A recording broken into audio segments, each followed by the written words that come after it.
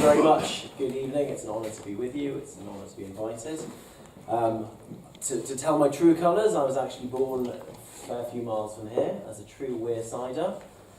As an Israeli, I'm used to often having to defend Jerusalem as the true capital of Israel, but here we can talk about Durham being the real capital of the northeast, and we know that to be true. Obviously from Sunderland then. Right, to the issue at hand, stability. It's an interesting concept, not a legal one by the way, but an interesting concept. Stability is something I think we all yearn for. Stability is something that we all seek. But actually, Israel could well be being a destabilising factor in the Middle East and internationally as a good thing. After all, if there is a region in the world that could do with a bit of destabilising, with a bit of disruption, it is the Middle East. And this is historically true. The people of Israel brought monotheism to a pagan world. Historically, the Western values of democracy, find some of their earliest expressions in the ethics of the fathers. As we say, from Zion shall come forth the law and the word of God from Jerusalem. And today, in a region where the norm is brutal dictators, Israel has developed a vibrant democracy. In a region where the norm is religious oppression, Israel has developed freedom of religion. The only Middle Eastern country where the Christian community is growing is Israel. In a region where the norm is persecution of the LGBT community, Israel has a record of acceptance and equality, the rights of women, equal, perhaps better than some places in the West.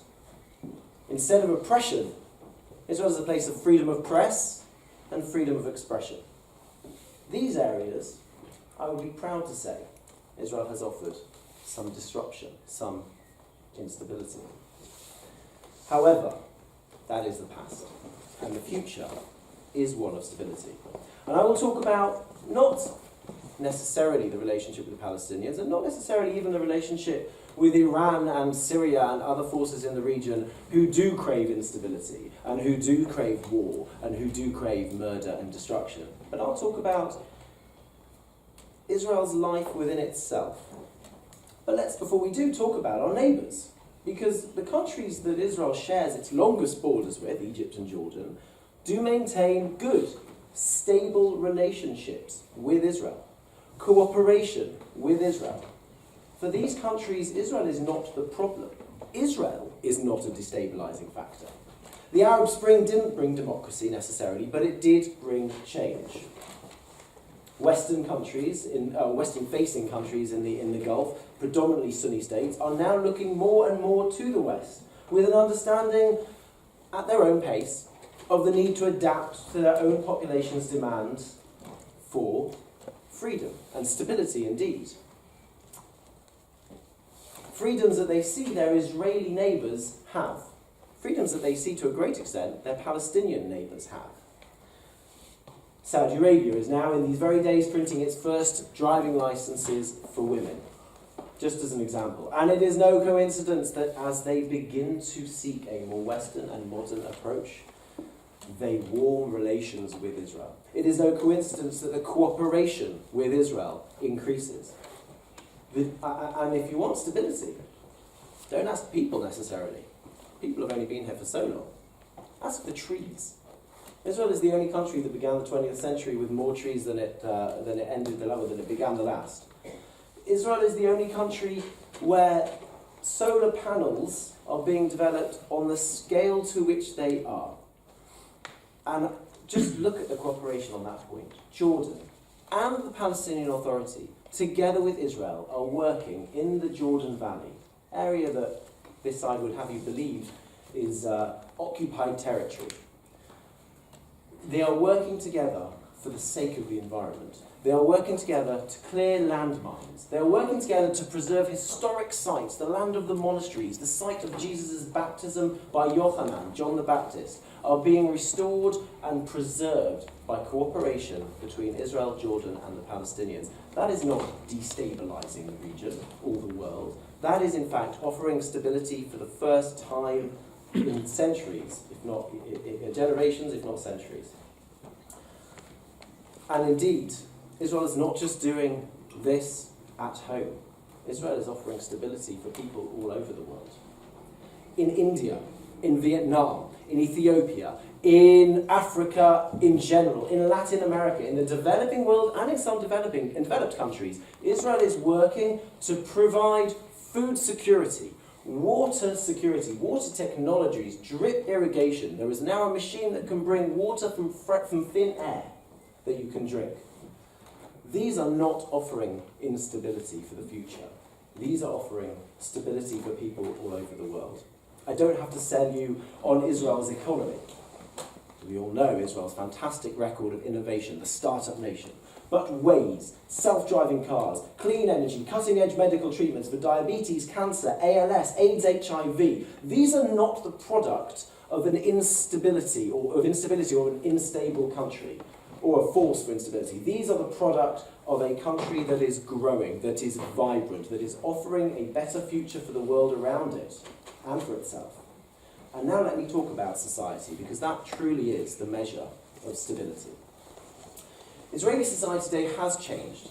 It used to be a society with a big Jewish majority and smaller religious minorities. That's not the situation anymore. Today, demography is different.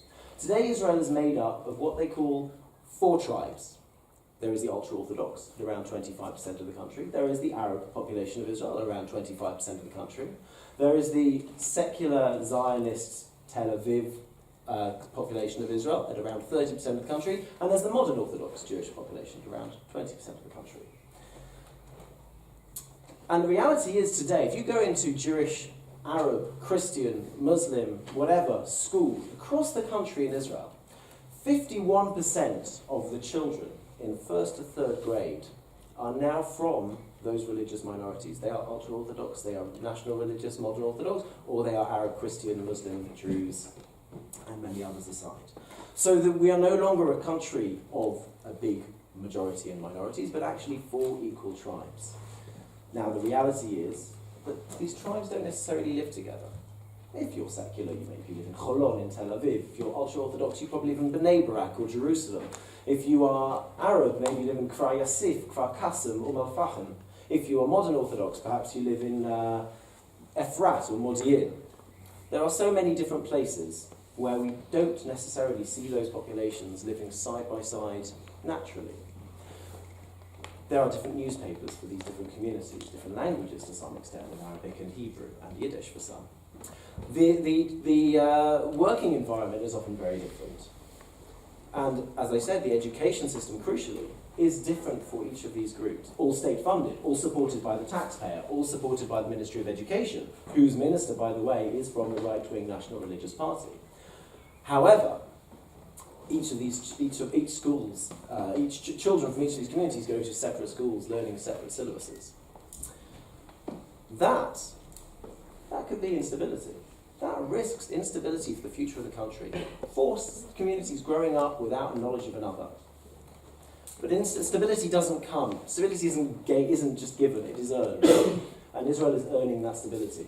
Because through projects developed across the country, under the banner of a project called Israeli Hope, hope obviously being a play on the word Hatikva from the Israeli national anthem, Israel is developing projects to bring these people together. We have affirmative action, basically, programs in the workplace to ensure not just equal opportunity for Arab and ultra-Orthodox workers who may have come through different education systems, but actually managerial promotions and leadership opportunities for them.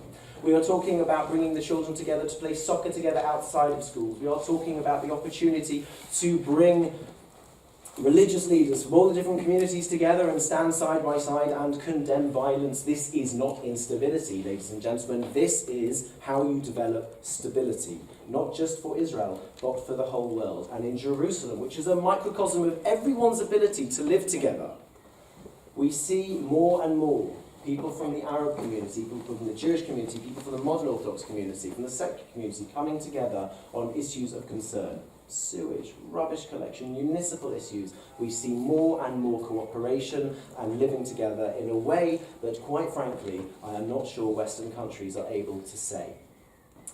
However, there is a problem with the picture I've painted, and that problem is that the Middle East is a place of instability.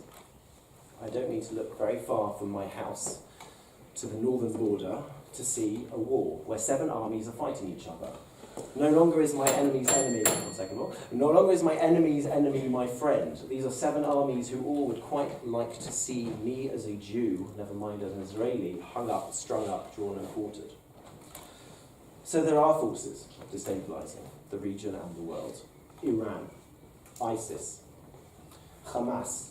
I spoke of Israel's ability to preserve the environment. I come to you now from having read an article where 17,500 acres of nature reserve and agricultural land along the border with Gaza has been burnt down by Hamas flying Molotov cocktails on kites with the simple aim of destruction. The environment and its stability is being killed, never mind the opportunities for peace. And Hamas crave that instability. They crave it because it offers them something which is the ability to blame Israel.